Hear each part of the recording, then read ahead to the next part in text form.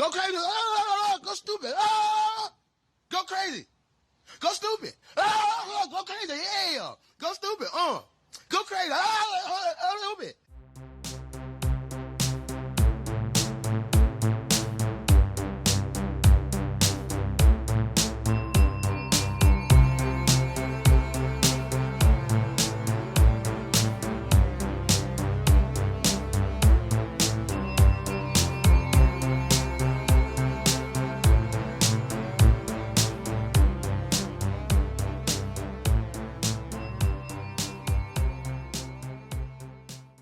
All right, folks, welcome back to another episode of Literally Me. Per usual, it is me, Tristan, here calling in from Florida, and I'm joined by my boy Dino from across the pond in beautiful, beautiful Germany. How you doing this morning? Or I'm doing afternoon for you? yeah, afternoon. It's early morning for you. Just woke up like what, half an hour ago? Yeah, maybe 45 minutes ago. Feeling good, feeling supercharged on this Saturday morning. This is the first time we were really good, and then we had to miss last week. We just couldn't get the schedule to line up. Yep. But prior to that, I'm happy with how good we were doing Dude, with the we were doing consistency. for like a couple months, yeah, I think 2 months, like regularly every week. I'm proud of us. Yeah, It's just very like one proud. week right now, so not a big deal. Yeah, we're still in it. We're still in it, guys. I think the people can Um, handle 1 week of a I break, think they can. Yeah, we spoil them enough. They deserve to be toned down a little bit. especially before Um, like the next 2 weeks, which will be a lot of special episodes. yeah. So let's tease that a little bit. So today, obviously, if you're clicking on this, I'm sure you already know what you're going to get into. We are talking about Crazy Stupid Love from 2011, starring our boy RG. But yeah, the next couple of weeks we're going to deviate just a little bit. We got The Fall Guy coming out this coming week after, well, I don't know from the time you're listening to this, it's probably already out. We got The Fall Guy out, so we're going to deviate, take a pause in our Ryan Gosling filmography to go watch the new one. And then after that, we are going to do something else special that we're not going to say yet, but we're going to do something else that's special that is different from what we're doing, but will be a ton of fun. I think you mentioned it already. Have we? I think we did. Okay, well, I got it back here. We're going to be doing the Planet of the Apes super episode Hell in yeah. honor of the new movie that comes out the week after Mhm. The Fall Guy. But not to get ahead of ourselves, we are here to talk about Crazy Stupid Love, a very anticipated one for us this year. But before we do that, anything in the news or anything that you've caught or noticed in the past week or so or anything like that? It's been a slow one. I only saw one news story myself. Didn't really see a lot, at least I don't remember. Nothing like sticks out, but you mentioned that something Yeah, something kind happened. of a bummer, something that we had talked about on this pod, but Tarantino's 10th movie, The Movie Critic, is no longer happening. It's been That's canned. right. Not doing it. Um, don't know if it's just. I think there's a lot of pressure because he has set this insane thing about him making 10 movies only. And I think he's getting cold feet, to be honest with you. And I feel like he felt like maybe this wasn't the right one to close out on, or maybe he wants to do a Kill Bill 3. But I don't know. Did you read? I saw you nod your head. Did you get to read anything about maybe why, or any theories on why it shut down? There isn't really anything circulating online yet. Well, I did a little like I had a little rant in like one film group chat about this because it's a little bit frustrating because I feel like he made this rule in his head, which only he has to follow. He just completely made it up that someone is forcing him to quit after that. And I think it's sort of hurting him in a way in his last film and his creativity because there's now so much pressure on him. And knowing him, like I don't know him personally, but like what we know of him, I think he definitely wants to go out with the bang. He wants to make this film that is just like this giant love letter to cinema, like to his filmography and to his style and everything. But he's sort of putting himself in a corner with that because what made him great is because he was different, because he took risks, because he made things that people weren't expecting him to make. And it's sort of sad to see because this rule, I mean, I get it. Like he's an artist. He wants to keep that integrity. He wants to end it on like a high note. I get it, but Tarantino, if you're listening to this, you can do more than 10. If you want to do, you can do 11. No one's forcing you to quit. We're not holding you to your rule. I mean, I love that you're holding yourself to like that standard, but if you want, make Kill Bill 3 and make another one. No one's gonna hate you for it. I couldn't have said it any better myself. It's a weird thing. I do get where he is coming from though, because there are a lot of directors, and he's not wrong about that, where you Mhm. see that after that point where they're past their peak, like it goes downhill. But I've never felt that it like tarnished their like career. Obviously, there are people like Kubrick where I'm like, oh, you just made bangers your entire life. Like everyone was just a fucking banger. You didn't have one miss.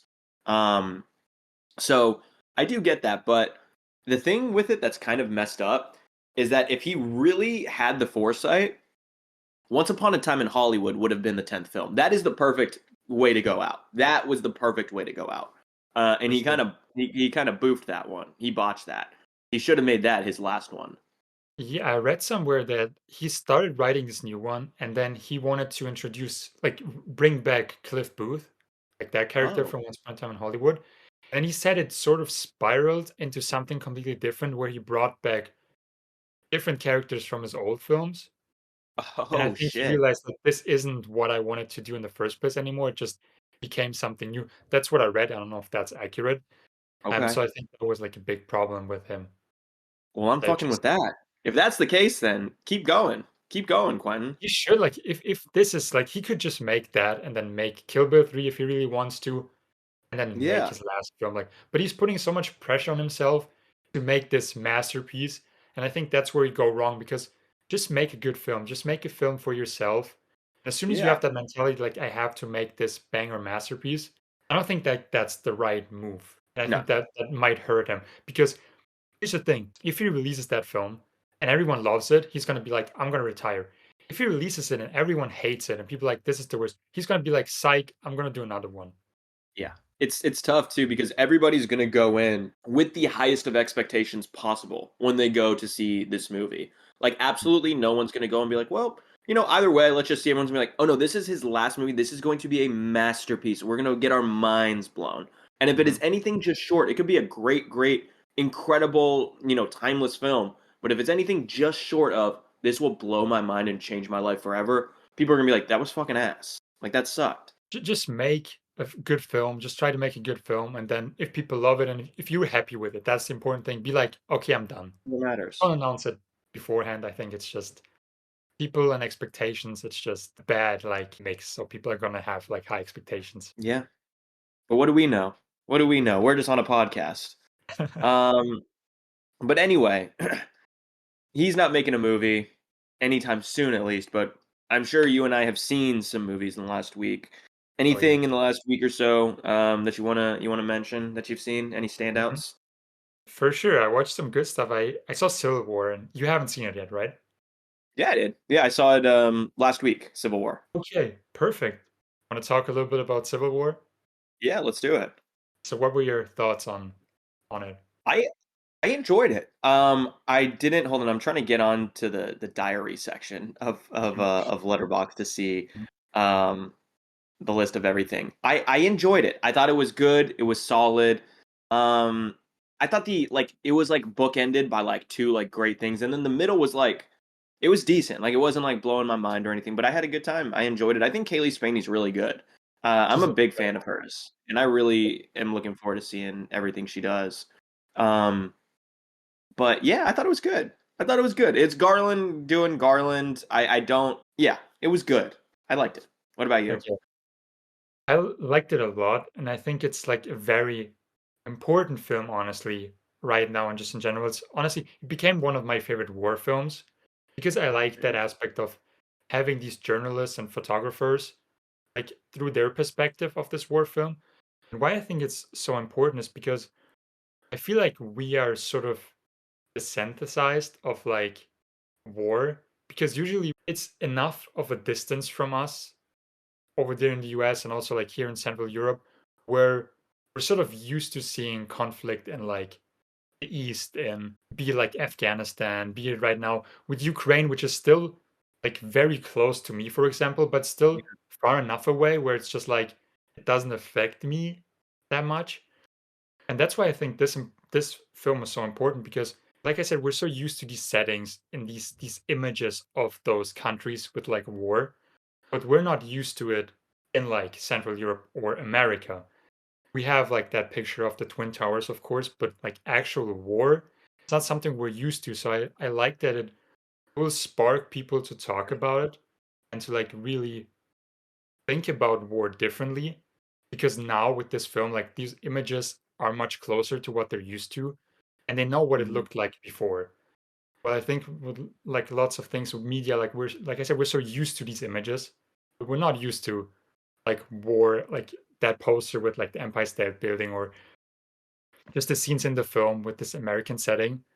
And I just like that a lot about it. And also like that the film never tells you why the war is happening.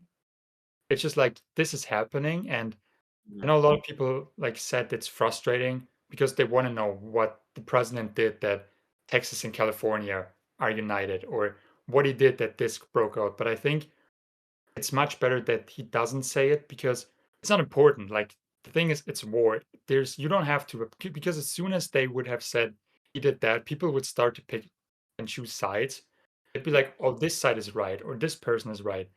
But right now we don't know anything, so it's not about who's right, who's wrong. It's about war and how bad war is and how like just the atrocities. And like I said, with the perspective of the journalists, there's a line I think Kirsten Dunst's character says, and I don't know the exact quote, but she says something along the lines of like, "You're not here to form your opinions. You're here to document it for other Mhm. people to choose their opinion." And so we're sort of taken into this journalist perspective as a viewer, seeing this. We don't have an opinion who's right, who's wrong. We're just like experiencing this like atrocious thing, and I Yeah. really like that about it. Yeah, it was awesome. Because again, I feel like this is all just a game of expectations. When you go into a movie, like how much is it going to live up to what you're expecting? And it definitely was not the movie that I expected it to be, which I Mhm. think is kind of the reason where I was like, oh, this is like solid, but it wasn't like hitting that spot because it wasn't exactly what I thought it was going to be.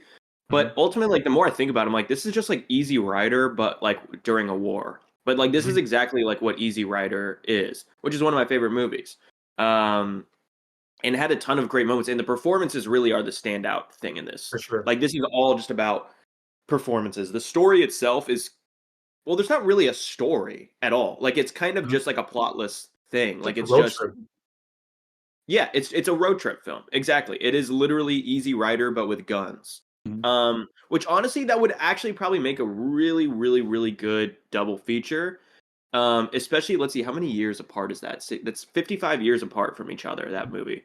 Um but Easy Rider is about kind of that countercultural era like rising and seeing the tension in America as they travel through. And now we're here like 55 years or I don't even is this supposed to take place in modern time or is there a date up front? I guess it's like I in the don't think future. I don't think they say any date. I think it's Yeah. just Okay, that's they what I don't say thought. anything. Mhm. And this feels almost like a logical conclusion as to what would happen Mhm. 55 years later from what you see in Easy Rider. I'd be curious to know if Alex Garland was looking back at that. But Maybe. yeah, it was I enjoyed it. I enjoyed it. And Garland's not done. I mean, he may not direct again for a while, but he is not done as we discussed. It makes me Or I guess sad I don't though. know if we discussed that part on pod. I think we maybe left off on pod Mhm. saying he might not like he might retire in full, but I think I was saying how it's probably Yeah. just from directing for a minute.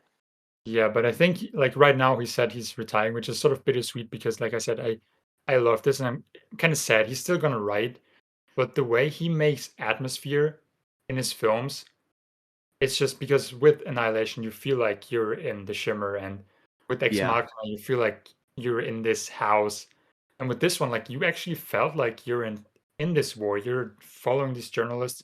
You're thrown into like this chaos and this mayhem, and I just love that Yeah. what he achieves. And Even with in Men, Men I didn't love. the way he makes you and in Men, the way he makes you feel that you're in a really shitty movie that you can't escape from, he does a really good job with that too.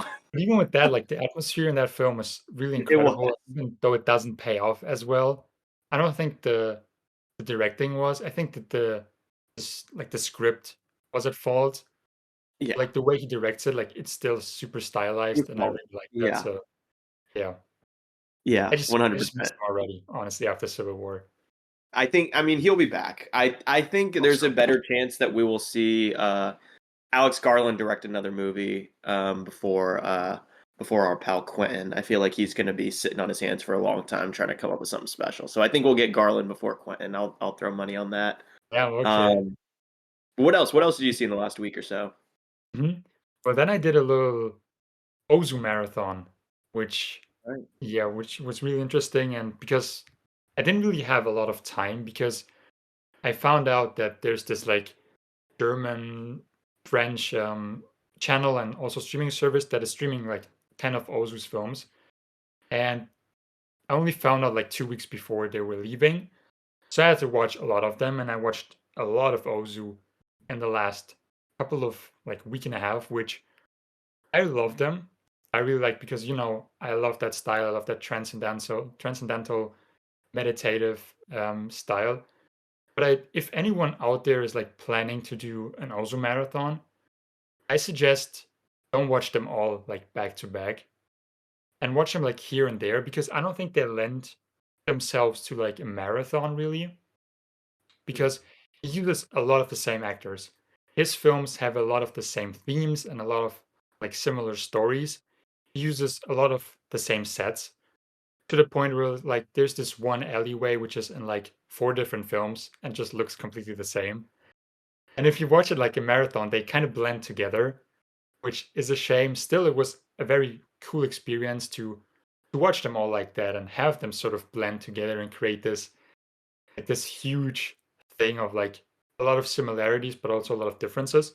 But like I said, if anyone's planning to, I think it benefits more to watch them here and there and then have a couple other films in between. But that also made me love or like made me experience another film, which I'll talk about after you, a lot different. But yeah, for the Okay. Ozu thing, I think Tokyo Story was definitely my favorite one. I Okay. also loved Late Spring, Tokyo Twilight were also really great. Have you seen any Ozu films? I haven't. I I've read about all of them via Paul Schrader and his amazing book. Yep. Um, but yeah, he was the only like quote unquote like transcendental filmmaker from that book whose films I never actually went around to seeing. Like I saw a few of Dreyer's and then I went and watched all of Bresson's because I checked out one and then I just became obsessed with him. So he Mhm. kind of became my transcendental homie, Robert Okay. Bresson. So I didn't go elsewhere. But I Mhm. have to. Like they've all been on the watch list for years.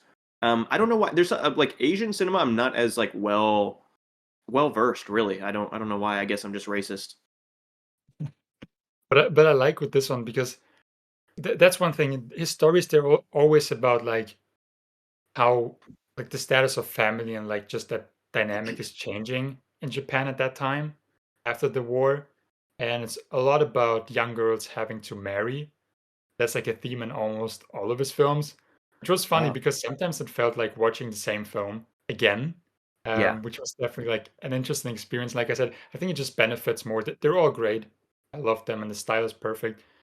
I just saying like I think you should space them out a little bit. Watch different stuff in between, and then you'll appreciate them even more. But still, a very fun and cool experience, and his style is just incredible. I'm gonna take note of that. Is that something that should be critiqued, or do you think that's something that works well? The fact that he's just made the same movie over and I over. wouldn't. I could definitely see people using it as a critique and saying like, "I'm just watching the same film over and over again." But there's also like a very beauty and innocence about that because he's using like these actors he became friends with. He's using these similar or like the same a lot of the same like locations, but each film, although it feels different, he definitely makes it something new. And just his style just gets. There's one scene in like one of the nine. I've watched 9 films. There's one more I have to watch, and I kept that as my last one. That is the flavor of green tea over rice, which I'm gonna watch Mm. tomorrow and actually make chazuke, which is green tea over rice, like the traditional Oh, one. I just nice. wanted to experience that. to eat it while I watch the film. But yeah, 9 films, and there's a lot of similarities, but I wouldn't critique it. I think it's actually something that's going for them because they all feel like a very nostalgic, warm hug, and I think that's definitely good. But like I said, if you're watching them for the first time, I just had to because they're leaving soon, so I had to watch all of them before they left and didn't have a lot of time. But if I were to rewatch them, I would definitely like space them out and watch other stuff in between. And you said that was on Mubi. You were watching them. No, it's called Arte.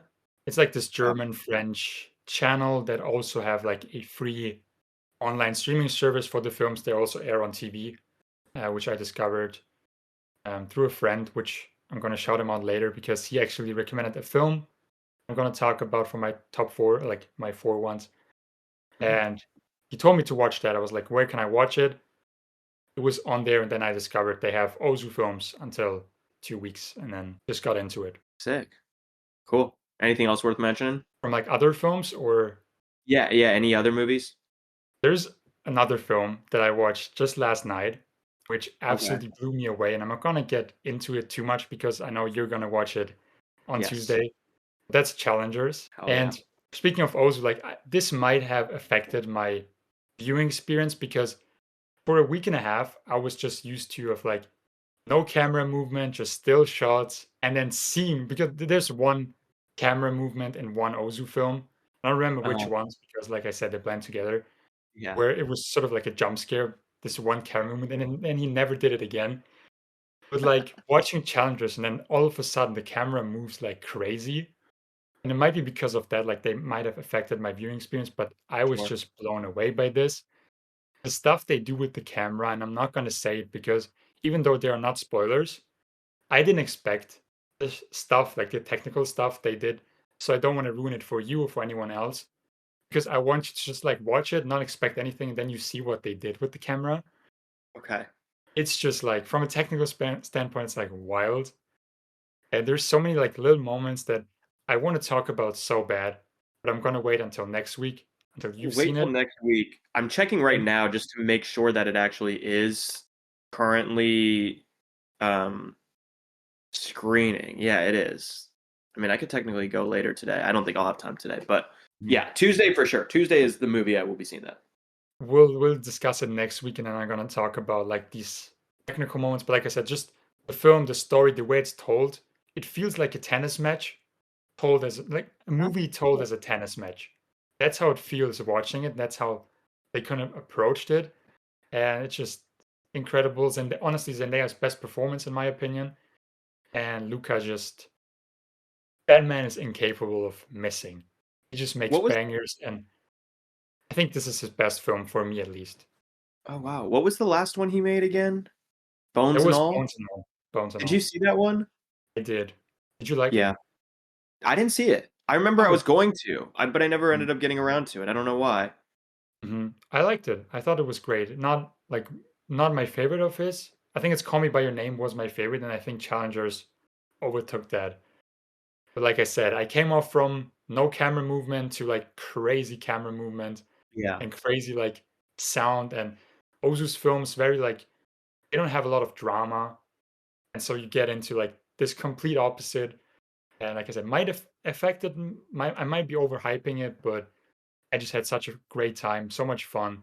Gave me goosebumps, those moments, and just talking about them again gave me goosebumps again. So highly recommend watching Dude, this. say less. And I think I Mhm. don't think you're overreacting because the community seems to be in agreement with what you're saying. You know what Not I mean? all A of it. lot of people Yeah.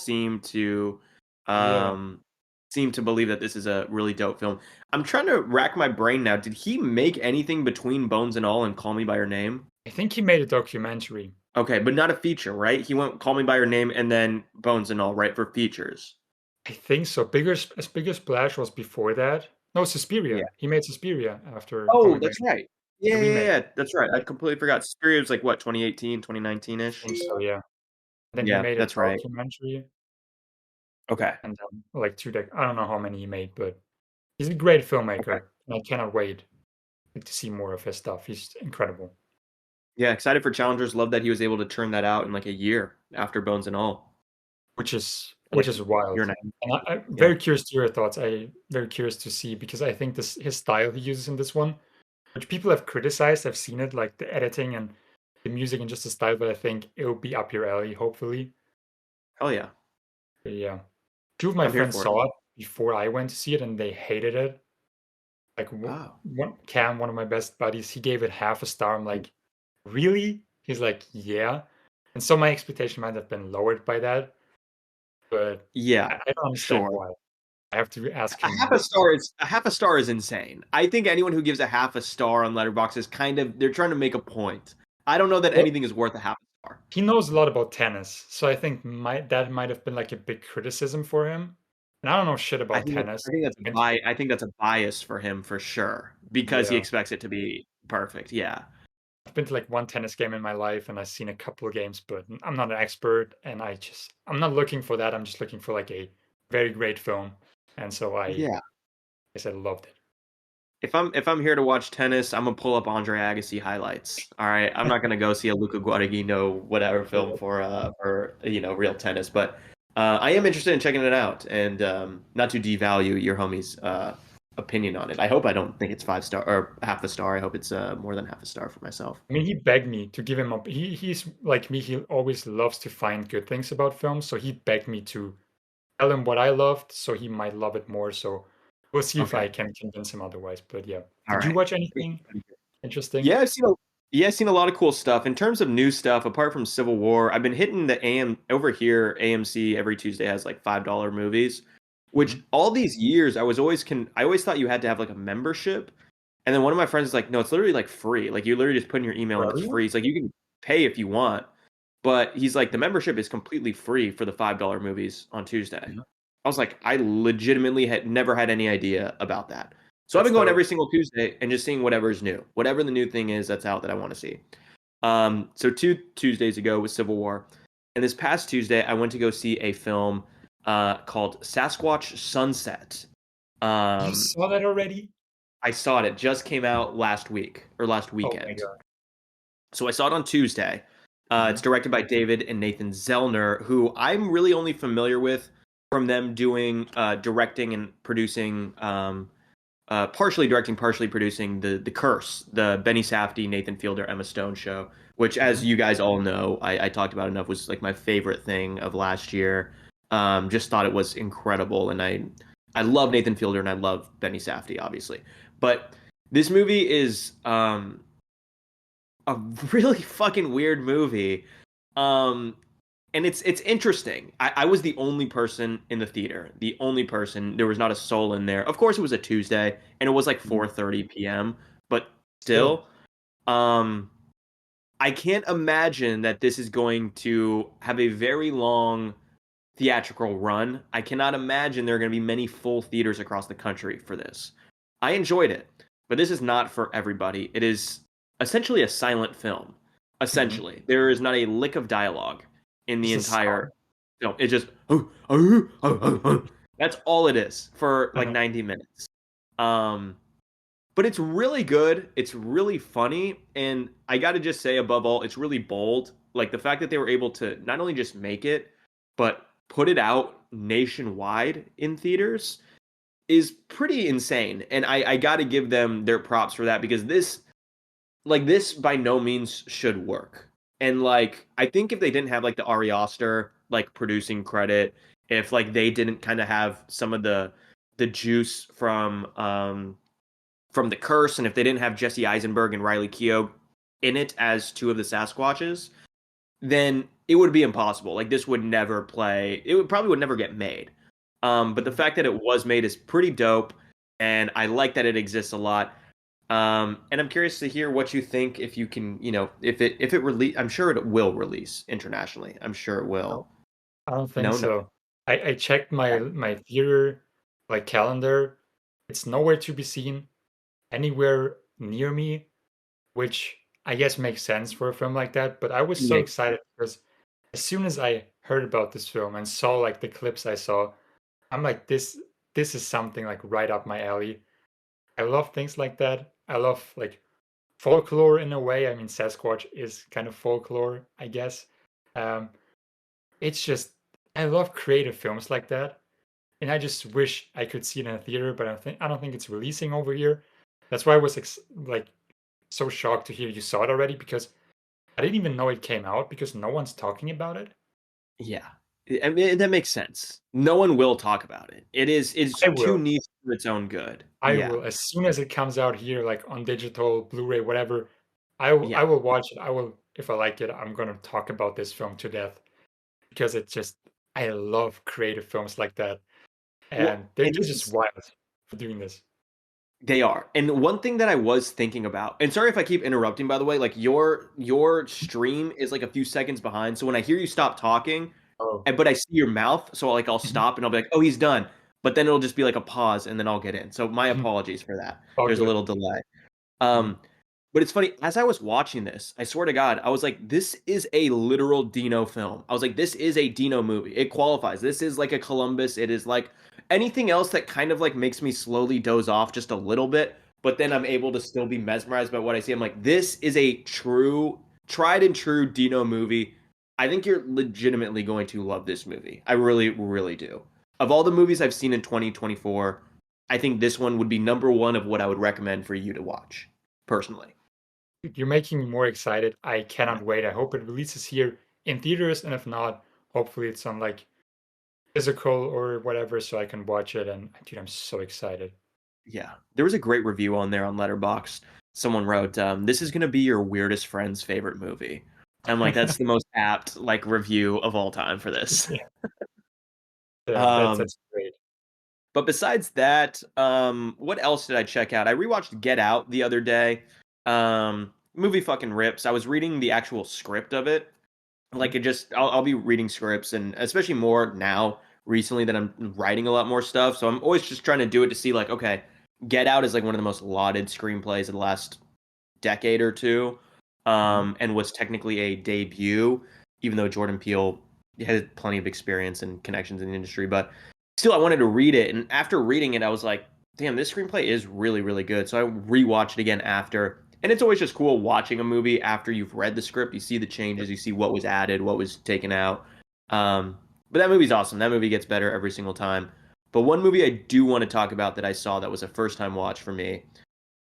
Um, Maybe last weekend I watched it, is a movie that I had heard a lot about and is lauded as one of the good sequels out there. I don't think anything ever tops the original for this, but this is always put up there as one of the best sequels, and that's The Exorcist 3. Exorcist 3, a lot of people have, it's very well known that Exorcist 2, everybody has shit on it. Nobody has ever given it a good review. It's a terrible film.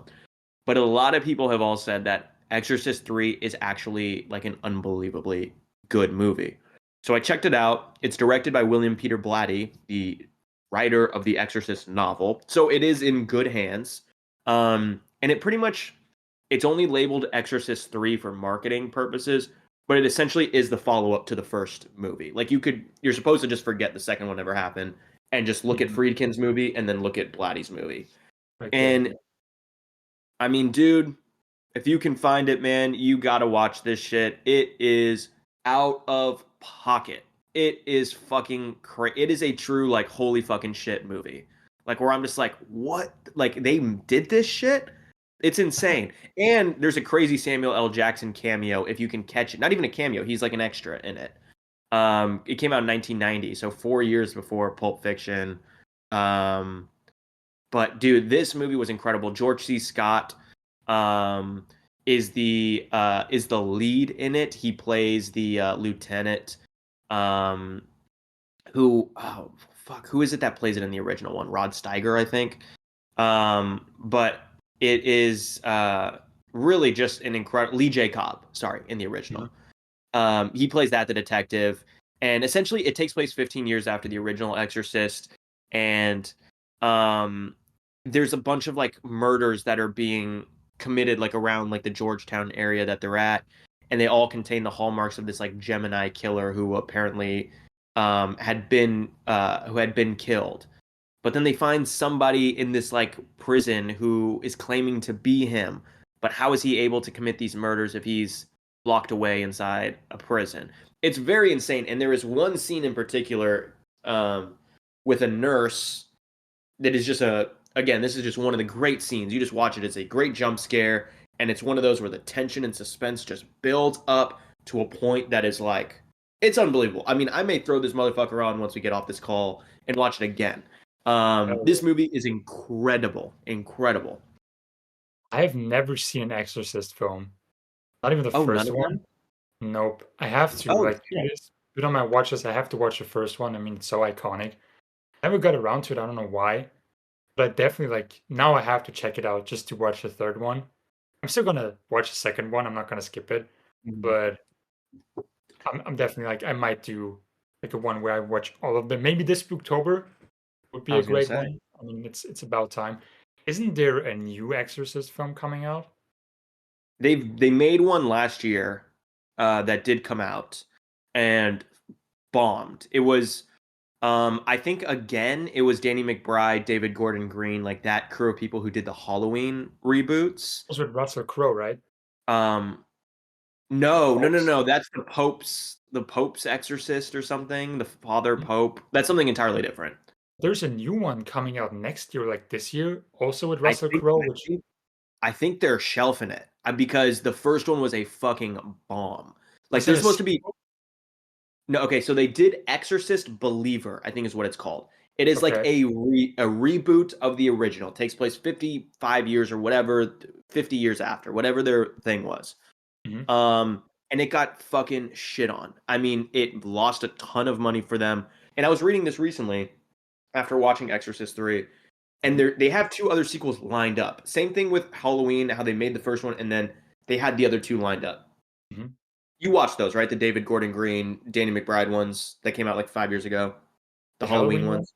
I Yeah. watched like the last one. I watched the first Halloween and the last we talked Okay. about. I haven't seen any in between. But, but you know how like Danny McBride and them were like rebooting like all these horror Yeah, with franchises. like Halloween Kills and then Yeah, Halloween. exactly. So they did Yeah. the exact same thing for Exorcist.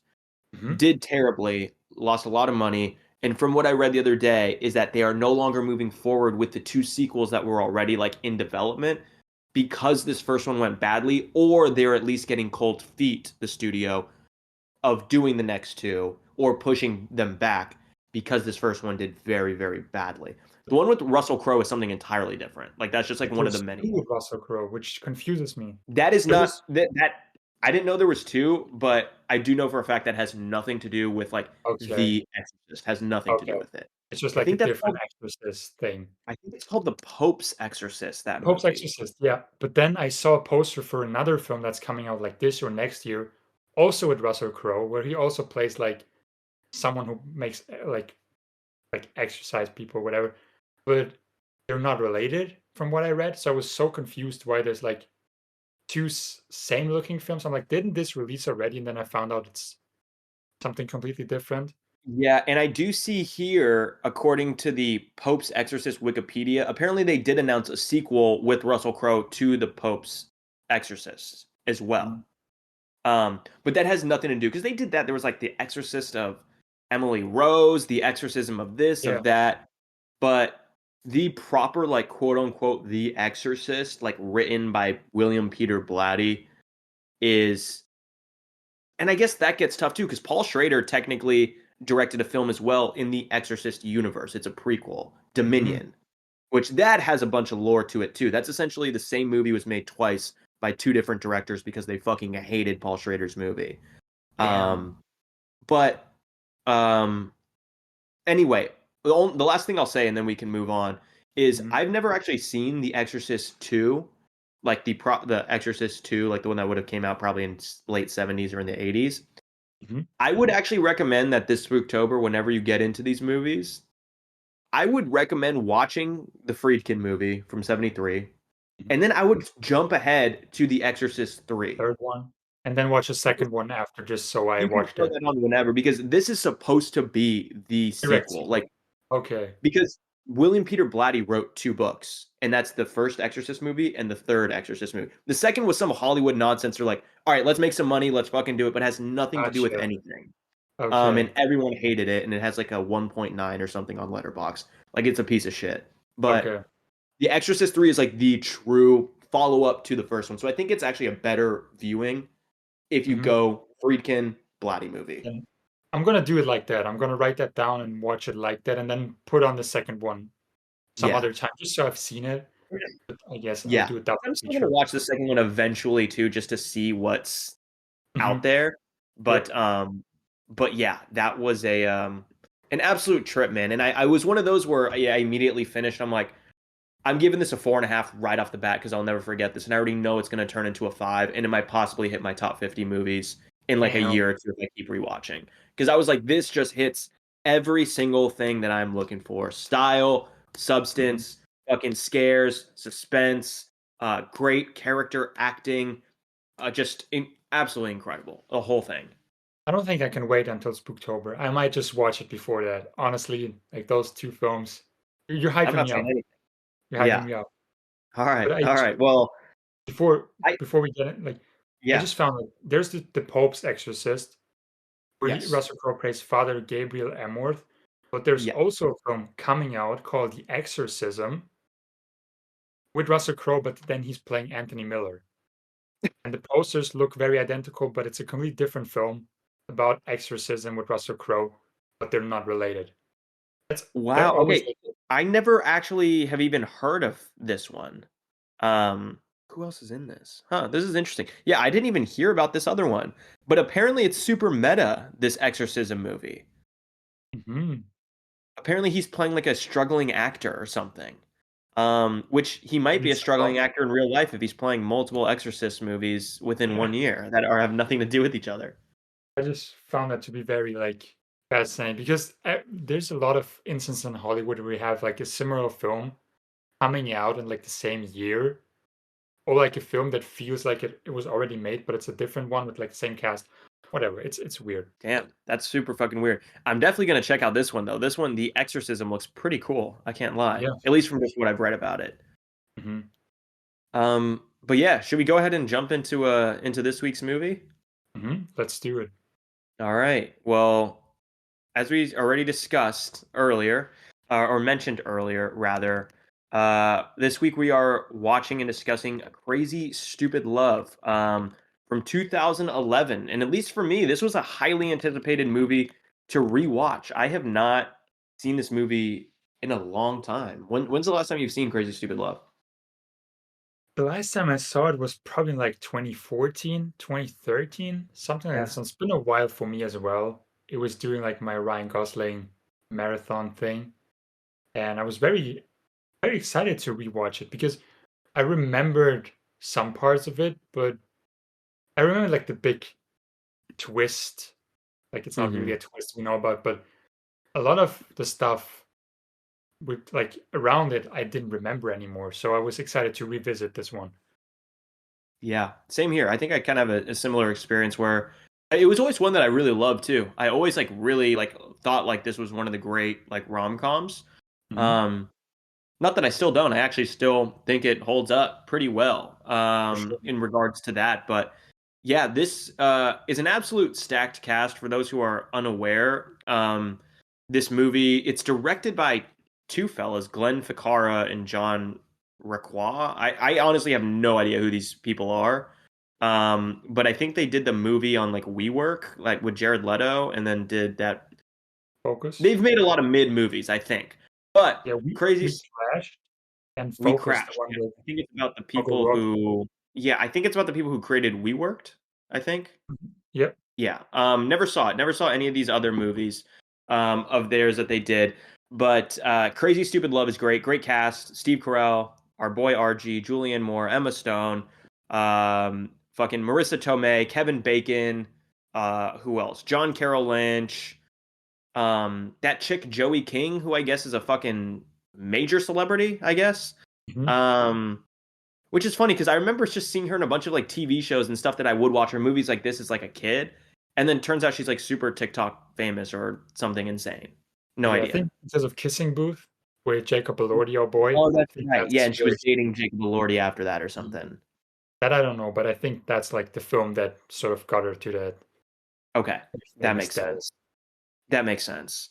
Um, but yeah, incredible cast. I guess just very briefly, because if we go into the plot actually can take a while. The story is kind of in depth, but the basic premise of this movie is that Steve Carell plays this guy named Cal Weaver, who, in the very opening scene, he's at dinner with his wife and he's trying to figure out what he wants to order, and she's trying to figure out what she wants for her life. And there's a very funny scene in the beginning where like I can't decide what I want. She's like, me neither, and she's like, okay, on the count of three, we'll say. They go 1, 2, 3, and he's like, I'll take the salmon. She's like, I want a divorce. And it's a great opening. I think this is one of the great like rom-com openings. Like a lot of Oh, yeah. rom-coms find ways to open their films like this, but I think this is like one of the best. And I kind of laughed out loud during it. I forgot that this is exactly how it opened. Mhm. But yeah, this is essentially he gets left. I don't know that they fully get divorced, maybe just separated or whatever.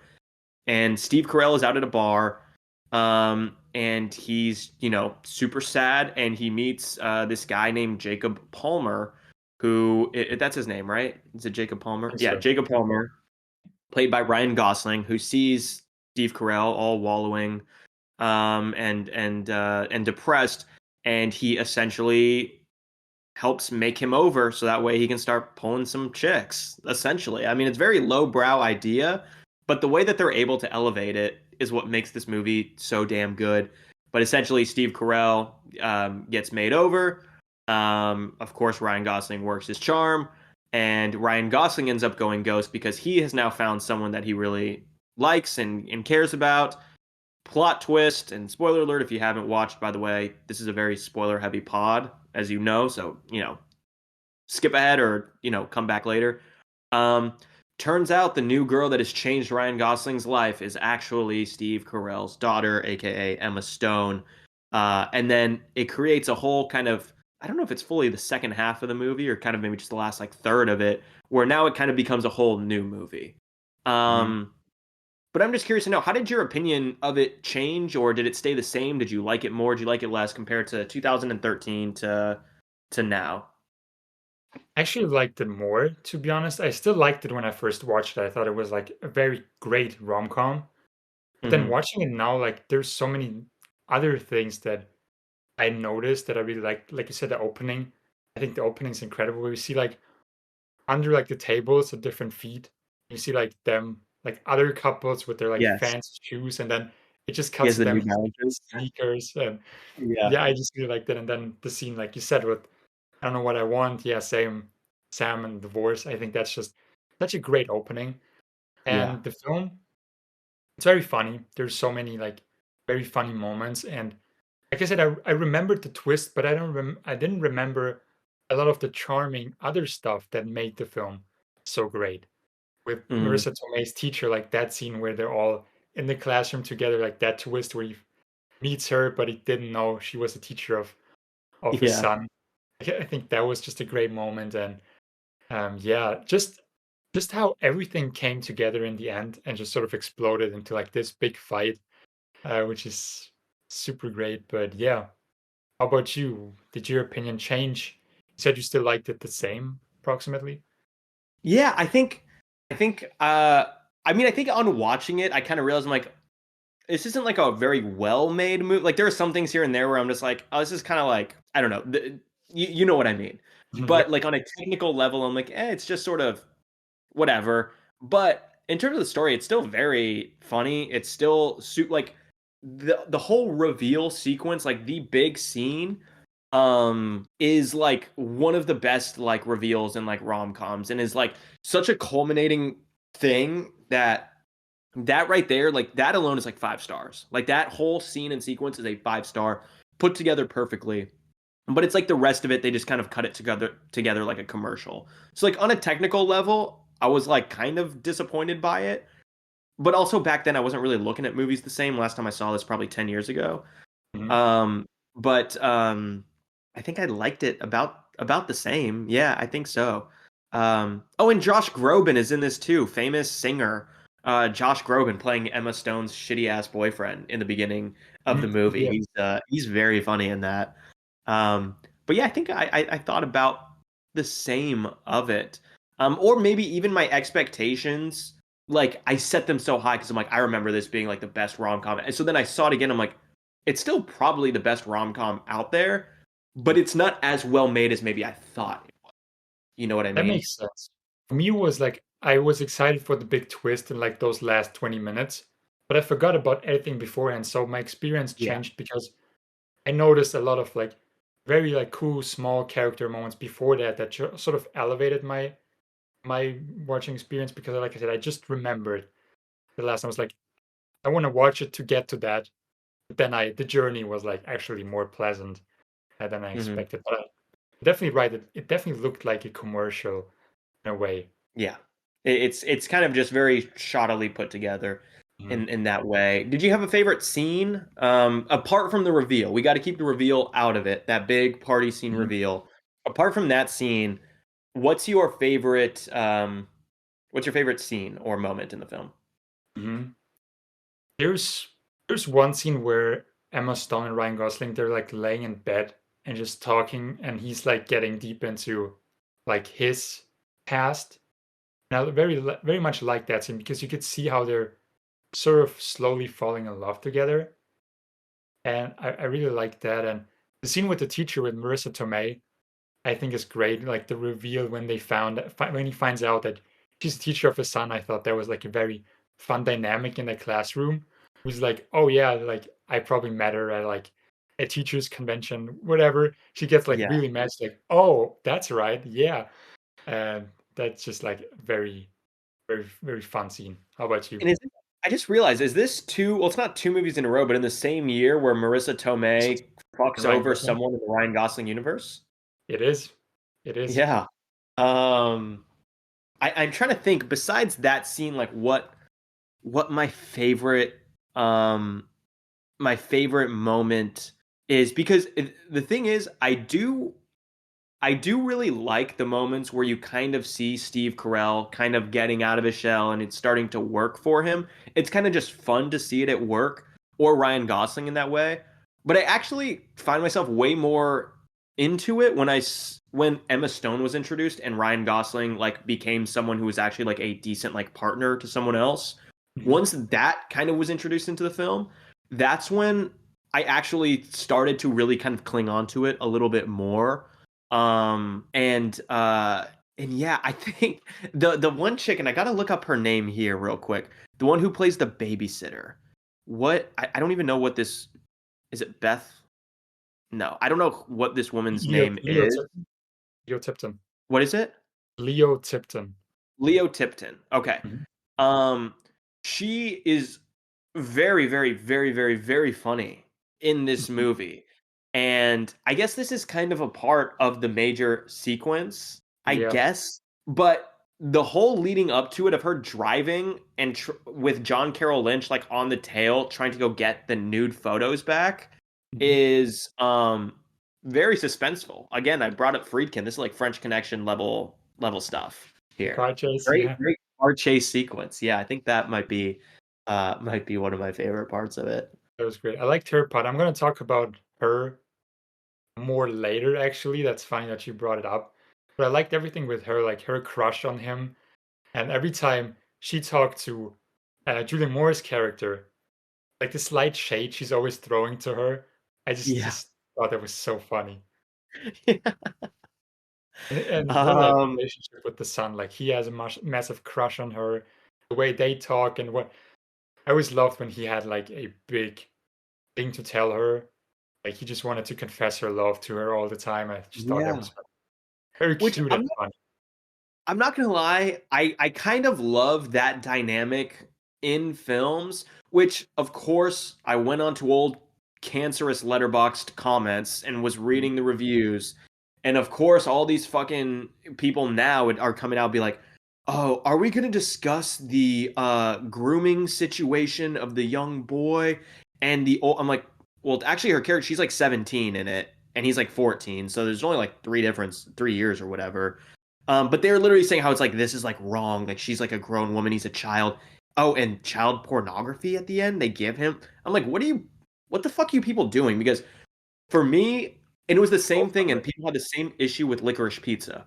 The Cooper Hoffman and the Haim sister, whichever one she is. mhm. They had the same issue with that. and maybe this just tells something about me and what's going on psychologically up here, but I love that dynamic of like a younger like boy, and I don't mean boy in like a weird way, oh he's a young child, but a younger boy and just a slightly older girl, and this like striving like to like be seen in the ocean of other people and other interests, and you're just not even noticed because you're just looked on as this like little kid who is just sort of there, and it's never even crossed these women's minds that there could be anything more because they don't look at you in that way. So I always love seeing like just young dudes trying to like battle that and try to get over that. Yep. So honestly, all of those scenes I really, really enjoyed as well, and really liked that dynamic in the film. I think that works like more times than it doesn't, to be honest with you, at least for me.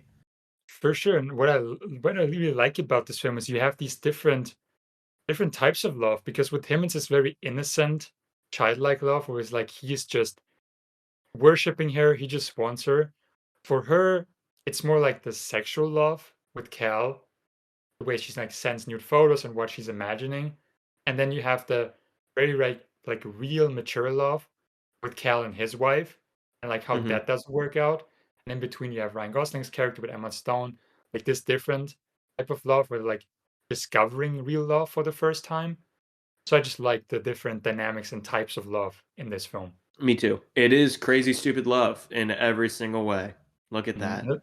The title always reminds me of, have you seen that like that video with like the guy go crazy, go stupid? I This don't one think so. video I don't was know. It's not ringing a there's this like bell. one guy's like making videos like go crazy, go stupid, go crazy, go stupid. It's like this No, saying that I'm I've like, heard it's I've heard that quote, like "Go crazy, go stupid, go ah." Is that where yeah, that comes from? that's where it comes from. Like this just No. video of like this one guy saying like be crazy, be stupid, don't care what other people say. It's like this very fun, innocent video, and he just goes like Oh, that's crazy. fucking hilarious. And I always have to think about that video when I hear the title, which I think is very funny. But yeah, great quote. That's funny. Um, but yeah, is this the last rom-com that like at least up until current day that our boy RG has done? I don't know that he's done another one after this. Blue Valentine isn't a rom com, so I think The Notebook also isn't a. Yeah, I And think that's. those are all prior to this, but I mean like from this point to Oh, now from this in one. history. Yeah. I don't think so. Yeah. Huh. I feel like that's gonna be something that sorry, I was just looking at Letterboxd on his filmography, and I almost freaked out because I saw a movie on there that I wasn't familiar with, but then I remember we talked about it last week. So Oh, sorry for the pause there. But yeah, okay, I think that's yeah, that might be the last rom-com that he's done. But yeah, any other thoughts on this movie or anything else you want to talk about? I'm kind of dragging ass here. I'm not quite sure really what else to even go over with this movie. It's not like I said, it's not quite as layered or anything as I remembered. So it's pretty mhm. much just as easy as like you want to see Ryan Gosling make over Steve Carell from a nerd to someone who like gets laid. Yeah. Yeah. Okay. And there's this. Do you want like a really cool twist where all the families come together and they all actually know each other? Yeah. Mm, Okay. Well, that's pretty much the movie right there. yeah. There's not much more to talk about it than what we Yeah. already did. And yeah, just like the ending where it all comes together, I think that was executed very well. It makes Hmm. it very fun to watch once everything explodes and the Yeah. aftermath of it. And also Yeah. like Kevin Bacon's character. What was he called again? Kevin His name? Bacon's. I think it's Lindhagen. Your Lindhagen. Lindhagen, David Yeah. Lindhagen. I It's always Lindhagen. love how Are you like David like he Lindhagen? just mentioned like Lindhagen. Lindhagen. He's in this bar. He's like Lindhagen, Lindhagen. And Ryan Gosling character calls him to him. He's like, "We don't care about Lindhagen. Why are we mentioning Lindhagen?" He's telling every woman about Lindhagen, and I loved that his name sort of became like this fucking Lindhagen. Yeah. Yeah, your wife slept with David Lindhagen. How do I know that? You're a complete stranger. How on earth would I know that? But I also love in that big reveal too when he does show up with like her sweater. He's like, "Oh, you left my sweater in the car." And Ryan Gosling's like, "You're David Lindhagen?" He's like, "Yeah." And he's like, he like takes off the ring and hands it to Emma Stone and just goes and punches him. That's a great scene. Even though he was just fighting with Steve Carell, I love that he still had his back no matter what. Great He's a, moment. he's a great friend. Like A Steve great Carell's pal, character, yeah. I think he hit him, like, slapped him beforehand, and he still was like, "You made my friend's life shit," and just hits him. I think that's just he's a great friend. I love that It's about him. amazing. It's Yeah. amazing. On a scale of 1 to 10, how many, Six packs? He has yeah, great abs. how many six packs, are you? Or is this Well, in the be literally you, rather? yeah, in the beginning, not very much. I mean, he's just seen as this, like, guy, charming guy, flirting with people, having one-night stands.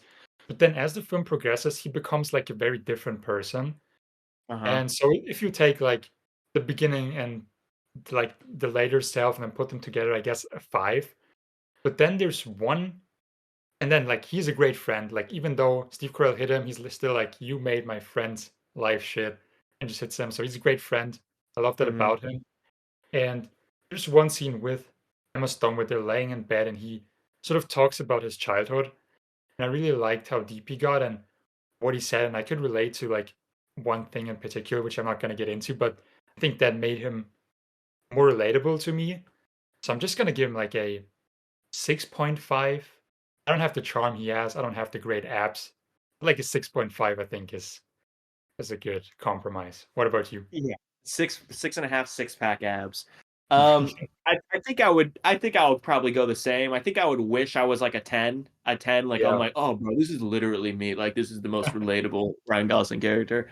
Mhm. Um, but yeah, I'd probably say like a 6 or 7 for the exact same reasons. Like at the end of the day, he is like a down ass dude who is like a good human being, maybe even a better human being than me. But um nonetheless, I find myself very much always like kind of thinking about this character in a weird way. Like there Mhm. almost are points like where if I am like going up to like talk to some woman or something, I'm just like, what would Jacob Palmer do right now? WWJPD. Like what would he say in this moment? Because that would probably work. And then Mhm. I'm just like, want to Sure. get out of here? And they're like, I'm calling the police. Get the fuck away from me. So I gotta study the film more. I think is what's Mhm. happening. But I'm gonna go same as you, 6.5, Like that. six-pack abs. Mhm. Um, well, shall we go ahead and get into our top four literally me picks for this week? Yep. Let's do it. And you struggled a little bit with this one, as you told I me. did. I had to finish putting it together this morning when I woke up. I was doing it in bed last night. Fell asleep, I guess, because I wake up this morning. My like light by my bedside, my nightstand is still on, and my phone is like the alarm is ringing, and I'm like looking around. My phone is like literally like off the bed, like another like 7 feet. Like I must have been in the sheet, and then I lifted Yeah. it. And then I have like a little wallet thing like on the Mhm. back just to keep it on one. And that is like Mhm. strewn on the other side. So I don't know what the hell. I was fighting some demons last night, I guess. Um, but yeah, I had to Russell finish it up Crowe this was morning. Russell Crowe was at your house, like, doing some exorcism Yeah, right seriously. there. Seriously. Um, but I was able to put together something. I don't know how happy I'm gonna be with it, but I do Mhm. think all four of these movies are gonna be fun to talk about regardless. But do you want to kick it off? I can kick it off. So with mine, I sort of went into this direction because I wasn't really sure what to do. And then I sort of wanted to pick a film for each character with, like, some character trait or something that happens to them that I wanted to discuss. So I have Ryan Gosling's character, Emma Stone's character, and I have two for Julian Moore and Steve Carell that is Hmm. sort of more about their current situation. But the first one I'm going to get into, of course, Ryan Gosling's character. And I was thinking, and there were a couple films that came to mind, but there's this film that I wanted to talk about for such a long time, and I sort of thought Ryan Gosling's character, like, he always wears great suits and like just has a great style, and he takes Steve Carell's character shopping to get him like good clothes.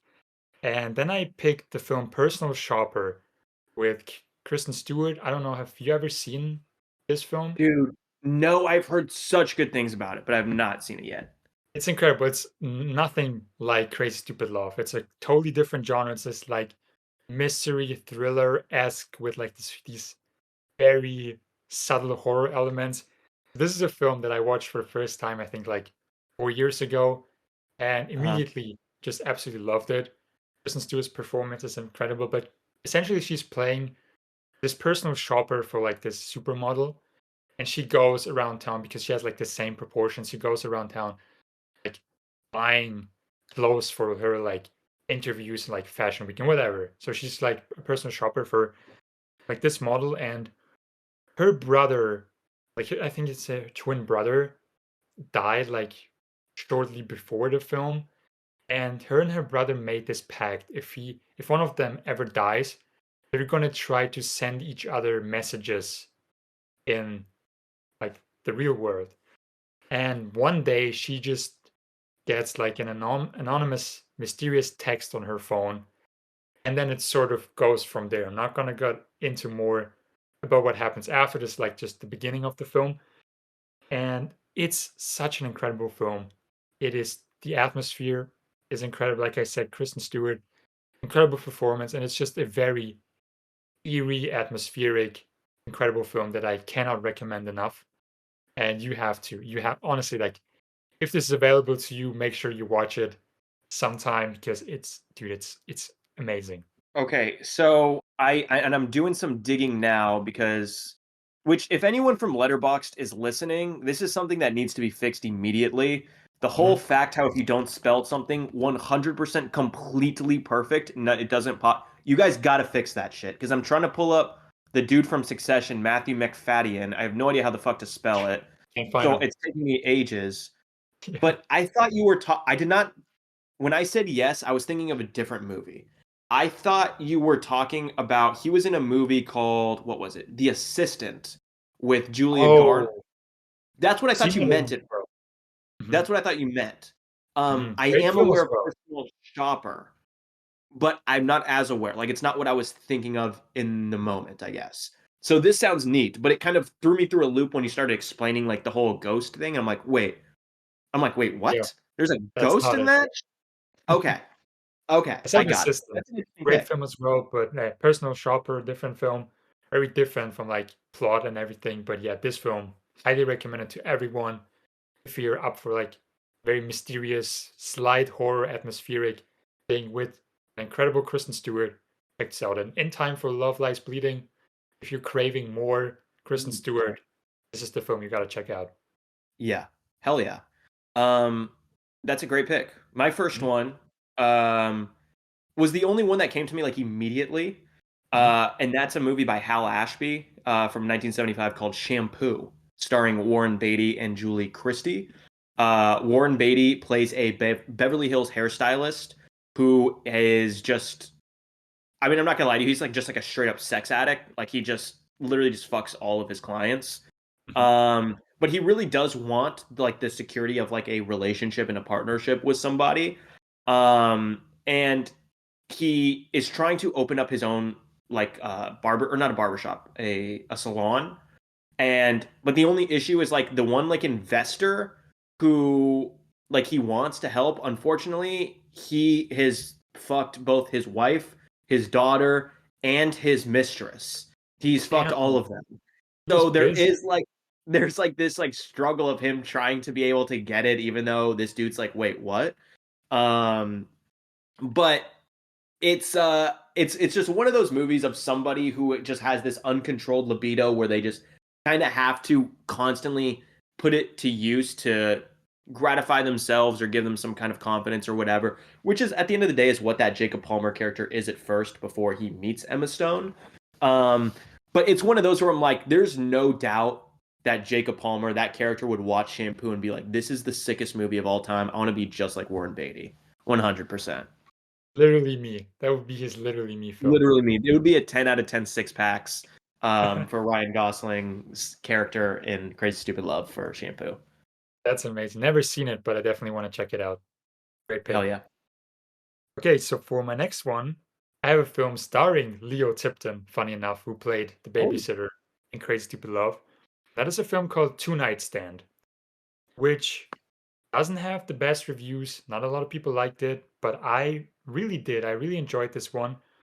And essentially, it stars Leo Tipton and Miles Teller, and they're playing these two people who had a one night stand. They wake up and they're in New York, and it's completely snowed in. They cannot leave. They have to stay in the apartment.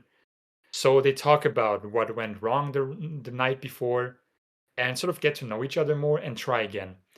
And I really like this one because in Crazy Stupid Love, you have like Emma Stone's character. She just broke up with her boyfriend, and that's why she goes to Ryan Gosling to have like a Uh-huh. quick hookup after a breakup, but then they fall in love slowly, and this one night stand becomes like a two night stand and thing and like so on. And like I said, this film I liked it because it's about these two characters and they're trying to change in a way, but they're sort of also ignorant. But then in the end, there's like a glimmer of hope. And like I said, not a lot of people like this, but I thought it was like a very cute in a way film. So that was my second pick. Like I said, Leo Tipton is in it and she's great, so gotta give a shout out to her. Dude, this actually I've never heard of this movie Mhm. before. This is just holy shit, it was directed by the dude who's married to Rachel Nichols. Do you know Rachel Nichols from ESPN fame? Sports The commentator? name sounds familiar. Yeah, from ESPN, she covers like the NFL, also the NHL Oh a little yeah, bit. that's That's how his I know. wife, apparently. Oh. Interesting. I just had to look it up, Max Nichols, who that was. Mhm. This movie I've never heard of. This premise sounds like something I would totally fuck with though. Like this sounds like some kind of shit I would try to like work out in like a script or something. Mhm. Like It's because yep. it's a great premise. Like it's a great dynamic. That's what I like Mhm. is dynamics between people as opposed to like this major plot. It's like, what if two people got snowed in after a one night stand? Like, what if we just did that? I love that. I added it to the watch list just now. I will check that shit out. Oh yeah. It's such a simple like premise, but the dynamic it creates and like she wants to escape, she wants just to get out of there, get out of his apartment. She regrets it, but then they try to work it out and say what went wrong, what could have gone better for like a future if they ever Mhm. hook up again with someone else, what could they do better? And yeah, great film. Cool. So I recommend it, even though it doesn't have great reviews. Hey, I'll check it out. Regardless, it sounds sick. What's My the next my next one, I don't know if this is like a lazy one. This could be a completely lazy pick, but it is a movie that I would like to talk about it because I've seen it countless amount of times since I was a child. And that's the film from 2005, Wedding Crashers. one? Interesting. Have you seen Wedding Crashers? I never have, but I'm very Okay. familiar with it. Okay, yeah, this is straight up an American like classic. I have said this for many, many years. I'll go to thrift stores and resale and all that to like find new Blu-rays and DVDs. And I have said this on many occasions. I would bet any amount of money in the world, if you go into any thrift store in the United States of America, any last one, and you go to the DVD section, I guarantee you will find one of two movies. Either Meet the Parents or The Wedding Crashers. You will find one, if not both of those, in every thrift store in any state across the entire union. I guarantee you that. Everyone had this. Everyone knows it. I'm going to be very brief, but the idea is Owen Wilson and Vince Vaughn are two buddies who are. It's funny. Letterboxd describes them as emotional criminals, which I've never heard about, but is an apt description. That's great. Um, but essentially, they go to weddings that they're not really invited to. I don't think. I think that's the whole crashing part. But they go to these weddings simply just to pick up chicks who are like a little more emotional because they see their friend is getting married or they see their sister is getting married or their whatever. Um, so they kind of just pry on that. And I'm not gonna lie to you, that seems like a very Jacob Palmery thing to do. Oh yeah. Um, honestly, it's just like a man's thing to do, to be honest with you. I think single men, just in general, that's kind of the number one reason I would go to a wedding as a single man myself as well. Is literally just to talk to the single women that are there who are sad they're not the ones getting married.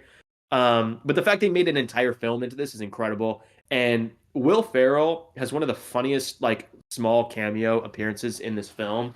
Um, ever. But I highly recommend if you have not seen it, like this is just put on, it's mindless.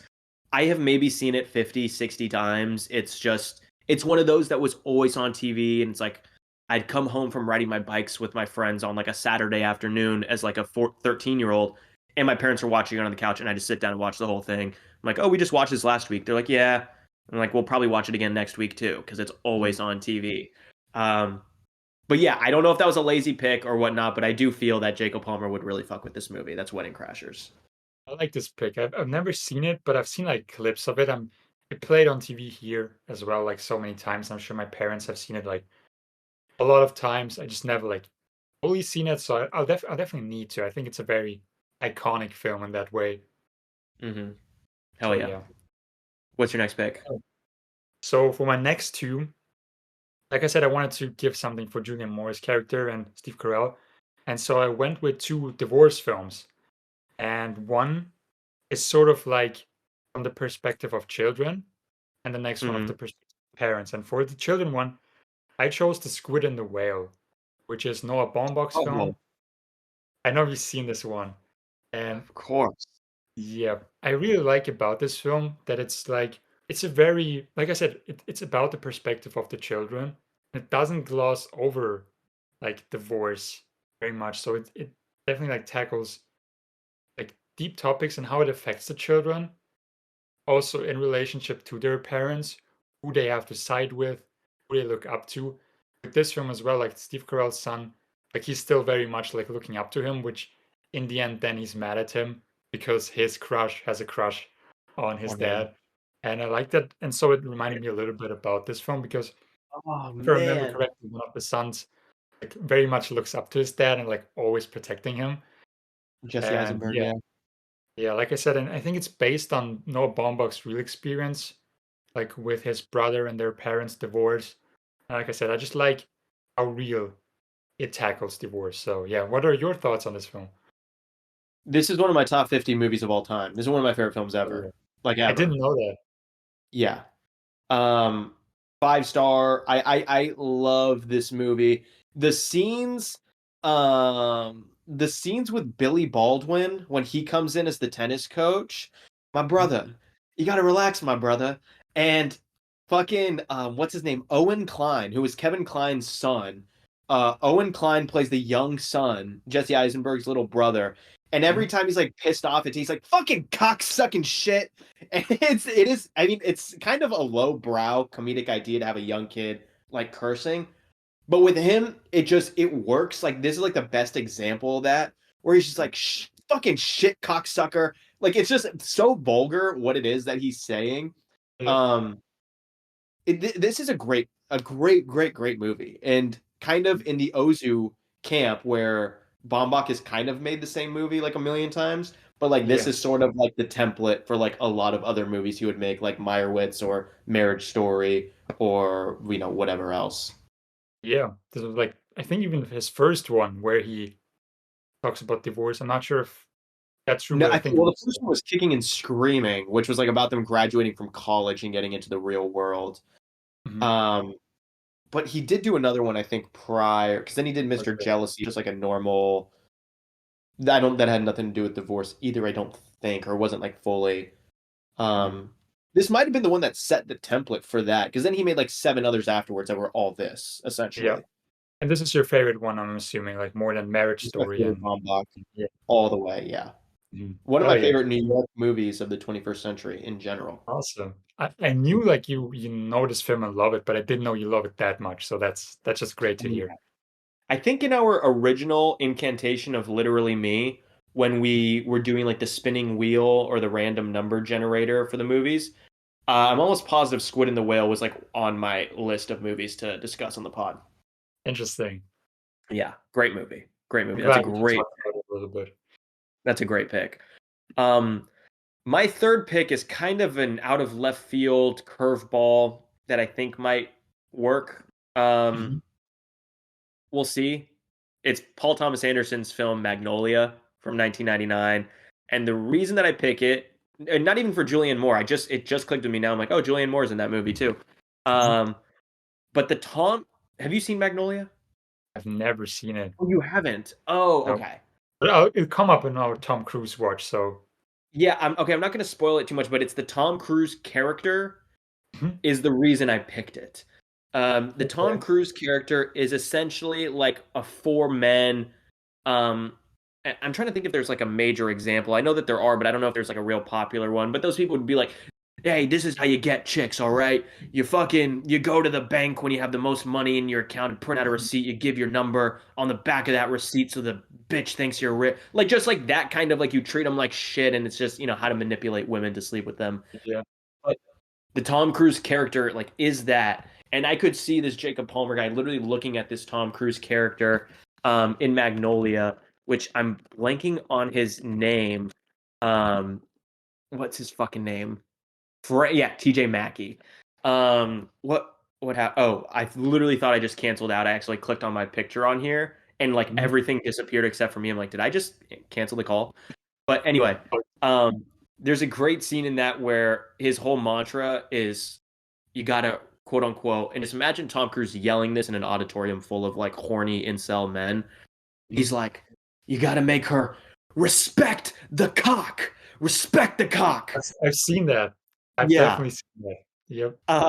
And I feel like Jacob Palmer would have been up as a young teen watching like HBO late at night in his parents' house Like, in his room, and he sees that pop up on the TV, and he's like, "That's gonna be me. Now I'm gonna base my whole personality on that." And that's the only reason why I picked that. But Magnolia is a great movie. And again, Tom Cruise working with a great filmmaker, making great actual character-driven films. I love what he's doing now. You know I do. You know I went through the whole Tom Cruise marathon. Yep. But I long for those days where we saw Tom Cruise do roles like that. Didn't he was in talks to star in Quentin Tarantino's film originally, I think. So When I was reading about the movie Critic being canceled, there were of course they're based in nothing, but there were rumors saying that it could have been maybe Tom Cruise and Tarantino just were not clicking. People will say that because people love to shit on old Uncle Tommy. Yeah, it's sad. I mean, I hope they do something else, but yeah, I'm very curious for this one to come up in our Tom Cruise watch list. I'm gonna wait for that and very excited to watch it. Sounds like that's a great pick, honestly. Thanks. Yeah, it's a great movie. You'll like it a lot when we do get to it. But yeah, what's your fourth pick? I guess already there. So my last pick is a film. So like I said, I wanted to have something from more like the perspective of the parents with divorce.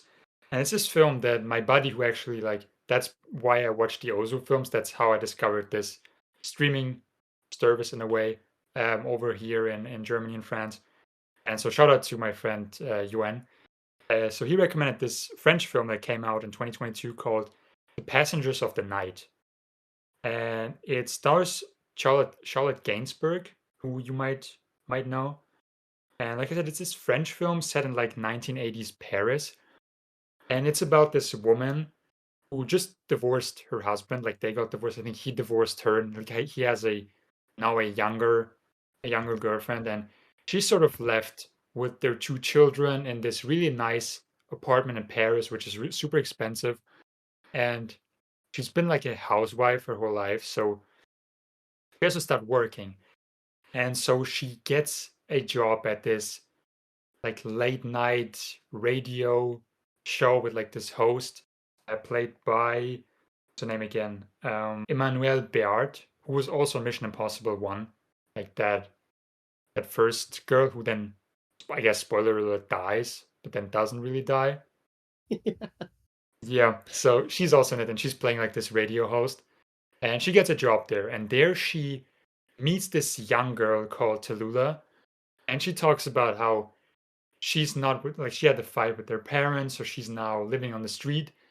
And so Charlotte Gainsbourg's character takes her in because she has a room and she's like this drug addict who's trying to get away from drugs. And her like Tallulah and her younger son sort of start this relationship, but he's younger than her.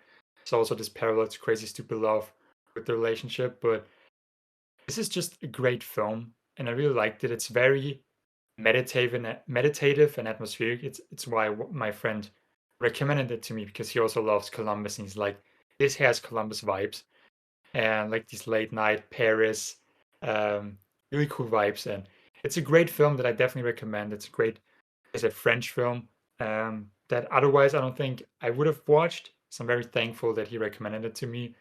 And like I said, it just tackles the struggle that parents have after the divorce, especially with the relationship with their children and managing life and having like being thrown into this out of your comfort zone. You're not the parent you used to be anymore. You have to step up and do other things to support your family, and that's why I picked this one. A very great film. I highly recommend.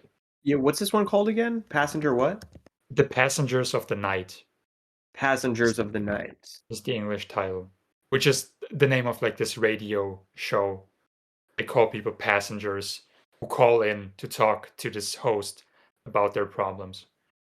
Huh, this looks cool. Yeah, I wasn't even did not have this one on my radar.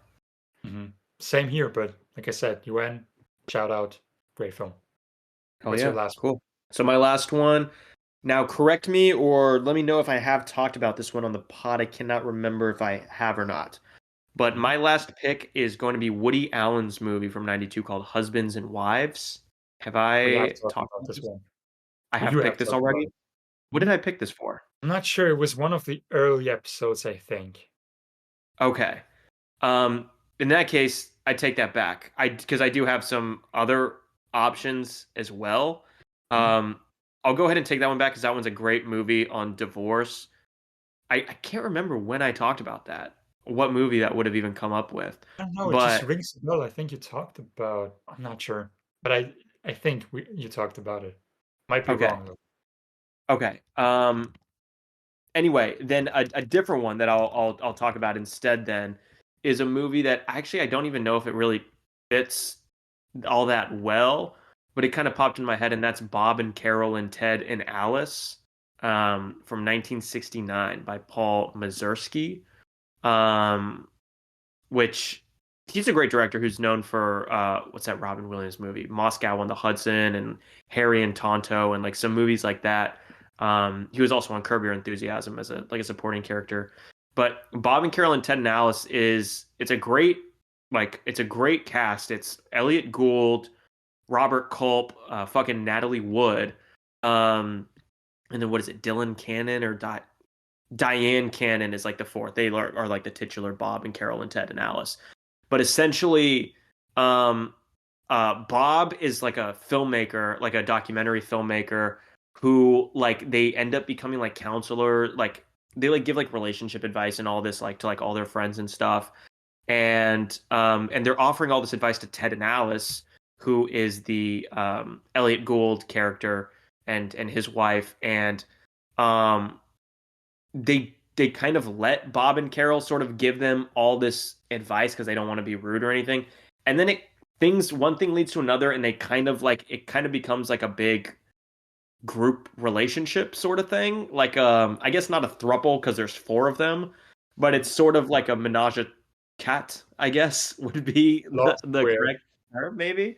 Um but it kind of becomes a movie like that, which it's just one of those that I feel like right like the Ryan Gosling character in Crazy Stupid Love would kind of look at this like freeness in the approach of relationships and sex and things like that, something that isn't so easily defined or put into some kind of box as to what this is or what it should be, and it's just kind of following your instinct, which I think is something that this Jacob Palmer character kind of lives his life by a little bit, kind of just following that instinct and those desires of what you want. um so yeah, again, very tough week for me to try to come up with some good ones. But Bob and Carol and Ten House is a really, really good movie, and essential for anyone who wants to check out some cool new Hollywood stuff that is definitely very influenced by like the French, like a Jules Jim type of thing, but also very influential for what would come later. And I feel like honestly, this may be a good movie to watch.